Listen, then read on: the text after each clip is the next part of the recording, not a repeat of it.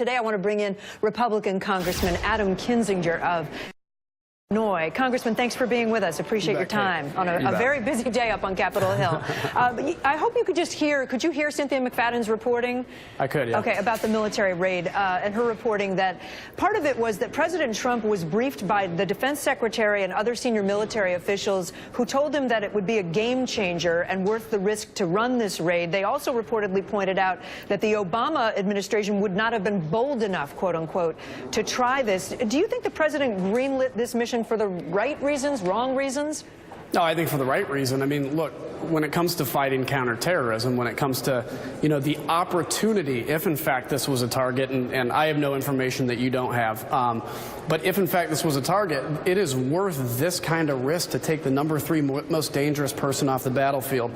Plus, even if they don't actually get him, as was discussed, the intelligence that may be gathered could lead to that. We know that in the bin Laden raid, for instance, had we had even more time on the ground, there was more stuff to gather, but that led to wrapping up various al-Qaeda networks, and we realized in that process that Osama bin Laden was actually still very involved in al-Qaeda. So, look, there's going to be a lot of risk in any time you engage in military operation, but we have the best men and women in the military that are able to do it, and I'm very proud of them every time they do. And I'm not sure if you, Congressman, had a briefing on this, or have you been briefed at all about the Yemen raid specifically? No, no details yet. So you no. wouldn't know whether they were in fact really trying to go after that man, or whether it was more about the intelligence? No, I don't know that. Okay. Earlier today, if I can switch subjects, Sean Spicer addressed the president's allegations that the media does not cover terrorist attacks well, and this is what Sean Spicer said.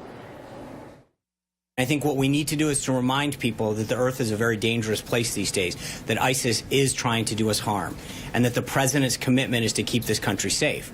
And I think part of this is to make sure that the American people are reminded how prevalent some of these attacks are and how much time and attention they have or have not gotten. So the White House is essentially calling for wall-to-wall coverage of terror attacks. Are you nodding your head? You don't think that's what they're calling for? No, I don't think that's a good idea. I mean, I think, it's important to cover these things, and I think the news does a great job of covering it. Anytime you have an attack in Paris or in the United States, there in fact is wall-to-wall coverage for quite a while. The thing we don't want to do as Americans, though, is get swallowed up in this kind of dark cloud. The reality is terrorism has to be crushed and defeated. It's a growing cancer, but your chances of being killed by a terrorist attack are still pretty slim. And what I don't want as America, we're the most powerful country in the world.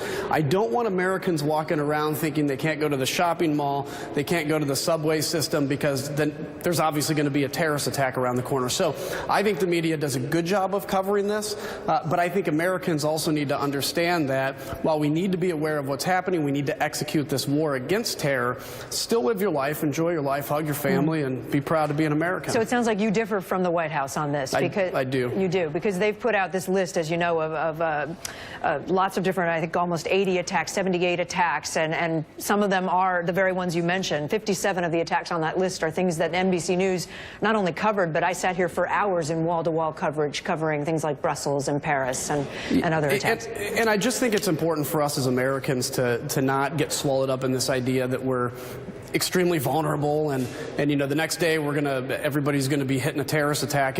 We have to be proud, we have to be very strong, we have to recognize that the only way terrorists can win against us is to defeat our will, not to defeat us. And so I think overplaying the issue of terrorism can be dangerous, as well as underplaying it. People need to understand the risk, but at the same time, we need to not be obsessed by it constantly. Can I ask you another question about your home district? You represent an area west of Chicago.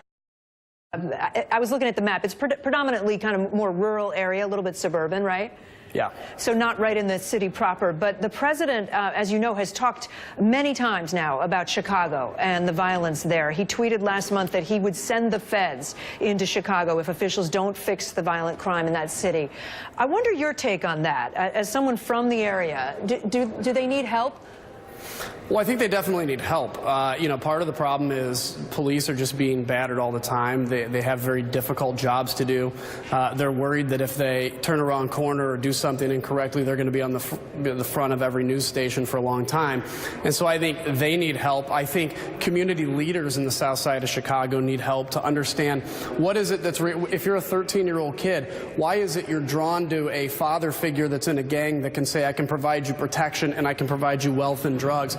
So beginning to break that cycle that these young men and women are being born into is what we have to do. That comes from the community, it comes from the state, and it comes to an extent from the federal level. I don't think it comes from sending in, federal troops or anything, of course, but I think we have to holistically look at this approach as Republicans and Democrats and say something's got to change here. Well, you just said you don't think it comes from sending in federal troops. Is that what you said? Yeah, I don't think so. I mean, look, this is a community issue. There may be a role at some point for the National Guard there, although I'm not calling for that. I think that's a step too far, but there is a huge problem of violence in Chicago, just north of where I live, and this needs to be a holistic approach. And this is one that we have to really, as Republicans and Democrats, try not to politicize, but instead try to say, does the president how can we work understand together? it, do you think, or does the president fundamentally misunderstand what's happening in Chicago?